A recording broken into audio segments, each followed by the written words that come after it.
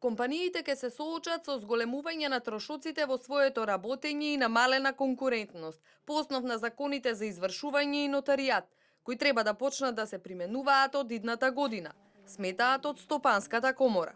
Со предвидените измени од 1 јануари идната година сите постапки за нотарни платни налози и извршувања компаниите треба да ги вршат со ангажирање на надворешни соработници, односно адвокати и адвокатски друштва.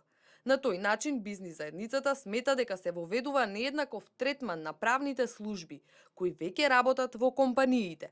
Од направената анкета на 226 компании од различни профили, дури 61,5% од нив имаат собствена правна служба, а 35% ангажираат надворешни соработници.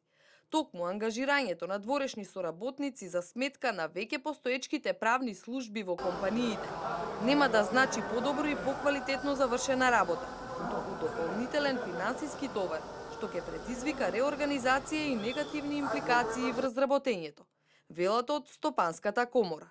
Најголемиот дел од предлозите на бизнис заедницата се во насока на овозможување на правните служби во компаниите да можат да ги преземаат сите действија кои што и досега ги биле должни да ги преземаат во постапките пред нотар, што се однесуваат пред се на нотарскиот платен налог сега, порано платниот налог и во постапките за извршување, вклучувајќи ги барањата за извршување, приговорите против неправилности во извршувањето и други действија кои што со новините сега е воведено дека треба да ги преземаат адвокатите и задолжително да содржат адвокатски печат и подпис.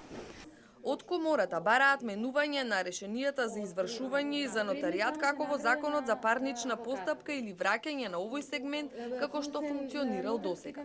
Прескриптите велат дека ако се усвојат веќе дефинираните измени на законите за извршување и за нотаријат, трошокот на компаниите за адвокатите за само еден предмет би изнесувал дополнителни 700 до 12.600 денари.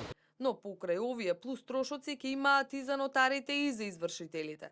Стопанската комора интервенирала во оваа насока уште додека законските измени биле во собраниска процедура.